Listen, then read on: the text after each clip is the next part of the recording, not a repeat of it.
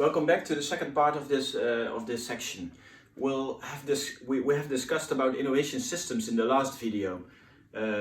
We explained to you that it's very important to understand how the innovation systems work in order to formulate the best innovation strategy for you as a company. So we'll now talk about innovation strategy. In this game, we'll have 6 different strategic choices available for you, and they will be measured and your performance will be visualized in the annual report. The first strategic choice will be incremental versus radical. Yeah, it's a strategic choice, it's a paradox. Are you going for incremental innovation or radical innovation? It can change from one round to another, but at some points you'll have to make a decision. Exploration versus exploitation, product leadership versus customer intimacy, open versus closed, local versus global, and in-house versus outsourcing. I'm going to discuss the first 4 with you as they are the most relevant for this game. So, incremental versus radical. I've explained a little bit about this phenomenon in the last video, but what we see is that there is a difference. Are you going to incrementally, step by step, improve the products that you have by taking on small new innovations and build them into your solutions? Or are you going for a radical change? These radical changes are very interesting. Maybe big new markets open up for you, but they're also much more risky. The chance of success is very low. Incremental innovation has a very high level of success. Yeah? This is also built into the game, so it's a strategic decision. Are you going for a more risky approach, but also taking the chance perhaps to lose? Or are you going for an incremental approach that will maybe give you a higher chance of winning the game? Yeah? But if you do so, maybe another team which has a successful radical innovation will in the end win the battle from you. Yeah? So it's a decision. What we see radical innovation, what we call is it has a new value proposition. Yeah? So it has increased value to the customers and it has a high degree of novelty of the technology. Yeah? Incremental innovation doesn't have both. So it has a low degree of novelty of the technology, and it doesn't have very much increased value to the customer. Yeah, so that's what we call incremental innovation. In between, there are things that we call market breakthroughs and technological breakthroughs. Yeah, they are not really part of the game, but as you can see in this graph, they are also available. The second strategic choice that you have is exploration versus exploitation. This is what we call in organization science ambidexterity. That as a leader you have to deal with exploration and exploitation at the same time, all the time, which is very difficult. Yeah? You have to make a choice as well. Yeah? You have to have a focus. In some markets it can be interesting to focus a little bit more on exploration. In some other markets it can be interesting to focus a little bit more on exploitation, on bringing products to the markets. So exploration is about having a long-term strategy, creating something now that will enter the market years from now. Yeah?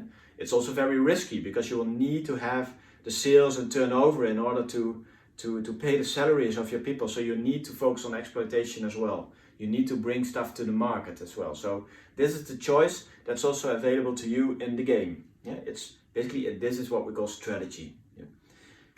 Then there is the difference between product leadership and customer intimacy. The literature that this was based upon is from Tracy and Wiersma, who also had a third axis on this, which is operational excellence. But operational excellence is not part of the game, so that's why we leave it from the equation. Customer intimacy versus product leadership. It's a little bit related to exploitation versus exploration. So product leadership means building the best product there is. Yeah. So it can be a focus on radical innovation. So what we all often see in the game is when teams are playing, they focus on radical innovation and product leadership at the same time. Customer intimacy means having a strong customer engagement as part of your innovation strategy. So you're building, for example, co-creating new products together with your customer base and then bringing them onto the market and then asking them for their approval, their feedback and stuff like that. So a high engagement with your customers, completely different approach, not so much focus on new technology, but much more focus on the customer itself. Yeah? Then there is the difference between open or closed.